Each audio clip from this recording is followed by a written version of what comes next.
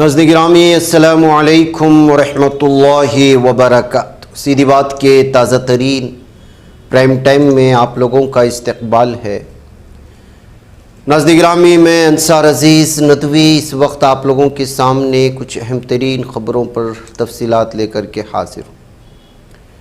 تفصیلات میں جاؤں اس سے پہلے آپ لوگوں سے جو درخواست ہوتی ہے اس پر توجہ کرنے کی اپیل کروں گا۔ ناظرین گرامی، اس وقت سب سے پہلے مشرقی وسطیٰ میں جو بحران امریکی اور ایران میں جو اس وقت گھمسان جاری ہے، اس کے کچھ اپڈیٹس جو ہیں اس پر نظر کر لیتے ہیں۔ کل رات میں امریکی فوج نے بہت بڑا حملہ کیا ہے اور خود سینٹ کام کے دعوے کے مطابق 300 سے زائد فوجی مقامات کو نشانہ بنایا گیا ایران کے اندر، اور پھر اس کے ساتھ ہی تیسرا مرحلہ مکمل ہونے کا اعلان بھی کیا امریکی فوج کی جانب سے آج اتوار کے روز۔ یہ کارروائیاں آبنائے ہرمز میں تجارتی جہازوں پر حملوں کے جواب میں کی گئی۔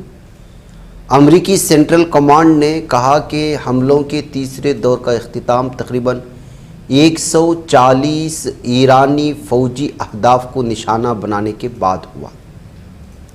ان حملوں میں زمینی اور بحری اڈوں سے اڑان بھرنے والے لڑاکا طیاروں کے علاوہ ڈرون طیاروں، جنگی بحری جہازوں سے بھی جدید اور ہدفی نوعیت کا اسلحہ استعمال کیا گیا۔ یہ دعویٰ کیا گیا ہے امریکی فوج کی جانب سے، سینٹرل کمانڈ کی جانب سے۔ اس کے جواب میں کیا ہوا؟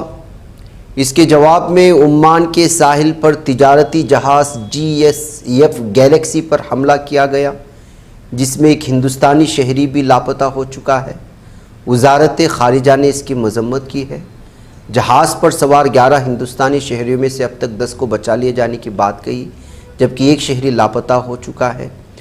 US سینٹرل کمانڈ کے مطابق جہاز کو IRGC کے حملے کی وجہ سے نقصان پہنچا، یہ جو ہے بات بیان کی گئی ہے۔ خطے میں تجارتی جہازوں پر مسلسل ہونے والے حملوں کے واقعات انتہائی تشویشناک ہیں، یہ بتایا جا رہا ہے۔ عمان میں ہمارا سفارت خانہ صورتحال پر گہری نظر رکھے ہوئے ہے اور جاری سرچ اینڈ ریسکیو آپریشن میں عمانی حکام کے ساتھ مسلسل تال میل قائم کیے ہوئے ہے۔ یہ جو بیان اس وقت جو بھارتی سفارت خانہ ہے عمان میں، اس نے اس بات کا دعویٰ کیا ہے۔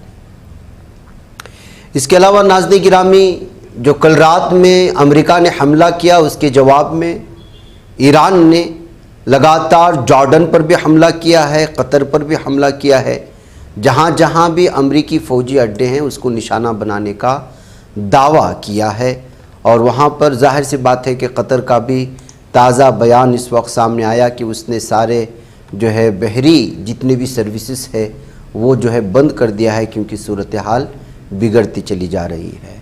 کویت اور جارڈن کو تو ہر مرتبہ نشانہ بناتا ہے ایران، جب کبھی اس لیے کہ سب سے زیادہ جو ایران کو نقصان پہنچانے کے لیے امریکہ کے ہوائی یا جنگی طیارے جو اڑان بھرتے ہیں وہ انہی خلیجی ممالک میں موجود امریکی فوجی اڈوں سے اڑان بھر کر کے ایران کی فضا میں آتے ہیں اور پھر ایران کو وہاں پر جو ہے تباہی مچاتے ہیں، جس کے چلتے ظاہر سی بات ہے کہ بیچ میں یہی ساری چیزیں ان کے لیے رکاوٹیں بن رہی ہیں، تو اس کو ختم کرنے کی کوششیں ہوتی ہے ایران کی جانب سے۔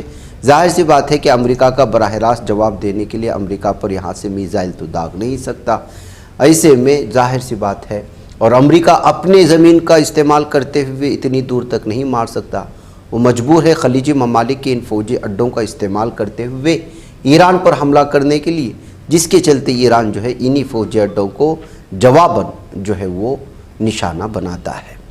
اب ایران کی جانب سے جو حملے ہوئے ہیں اس میں کتنا نقصان ہوا ہے، کیا ہوا ہے، اس کی ابھی کچھ مکمل تفصیلات سامنے نہیں آئی ہیں، اور البتہ جس طرح کا امریکہ نے کل رات میں ایران پر کئی ٹھکانوں پر حملہ کرنے کا جو دعویٰ کیا ہے، ایرانی جو ہے میڈیا میں اس کی کوئی تفصیل ابھی تک نہیں آئی، البتہ جو ہے امریکہ کا میڈیا الگ الگ اعتبار سے اس سلسلے میں دعوے کر رہا ہے۔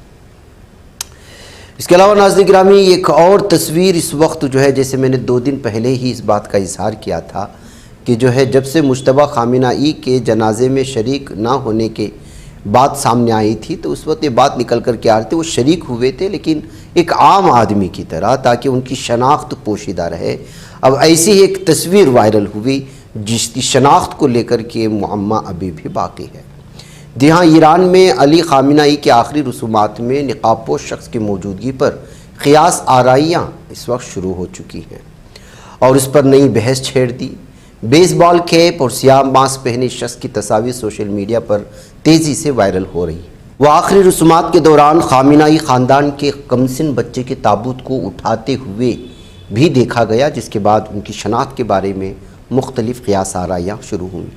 بعض حلقوں کا دعویٰ ہے کہ نقاب پوش شخص موجودہ سپریم لیڈر مجتبیٰ خامنہ ای ہو سکتے ہیں، جو اپنے والد کی آخری رسومات میں خفیہ طور پر شریک ہوئے۔ تاہم ایران انٹرنیشنل کی رپورٹ کے مطابق شخص خامنہ ای کے بڑے پوتے محمد جاوید خامنہ ای ہیں۔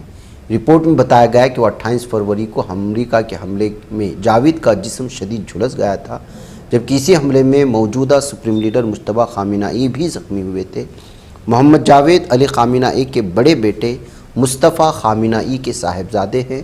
تاہم اس حوالے سے ایران کی جانب سے کوئی سرکاری وضاحت جاری نہیں کی گئی ہے۔ ناظرین گرامی، ایرانی اسپیکر قالیباف کا سخت رد عمل اس وقت سامنے آیا ہے۔ ایران اور امریکہ کے درمیان فضائی حملوں میں جو اضافہ ہوا، دونوں ملک کے بیچ کشیدگی میں پوری دنیا کے لیے تشویش کا باعث بنی ہوئی ہے، جو تیزی پیدا ہو رہی ہے، شدت پیدا ہو رہی ہے۔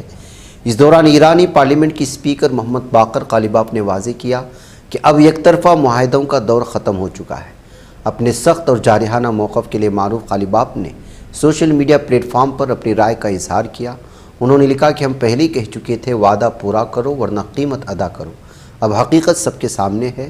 انہوں نے اپنی پوسٹ کے ساتھ امریکہ ایران معاہدے کے مسودے کے آرٹیکل 5 کی تصویر بھی شیئر کی۔ یہ آرٹیکل آبنائے ہرمز کو دوبارہ کھولنے سے متعلق ہے۔ اسی معاملے پر تنازع بڑھا اور اس نے ایک بار پھر فوجی تصدم کی شکل اختیار کر لی۔ اس دوران ایرانی فوج نے امریکہ سے جون میں ہونے والے معاہدے پر عمل کرنے کا مطالبہ کیا ہے۔ تو ناظرین گرامی، اس طرح سے جو ہے اس وقت یہ پوری جو ہے جنگ کی صورتحال بنی ہوئی ہے۔